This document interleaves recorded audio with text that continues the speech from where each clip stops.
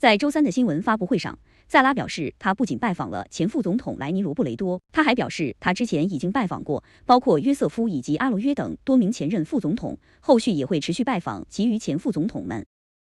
Ang una kong binisita ko si former Chafisto Gingona.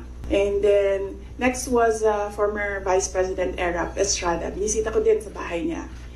Anong purpose ng pagbibisita ko? Nagpapakilala ako sa kanila. Nagsasabi ako na ako yung Vice President. At sinasabihan namin sila as former Vice Presidents, we owe it to them na kung may kailangan sila, susuportahan namin sila yung opisina ng OVP. And we invite them to lend us memorabilia para sa Office of the Vice President Museum. And then ngayon, I had the opportunity to visit Vice President Robredo sa bahay niya. So dalawa na lang, and I still have 4 years to go.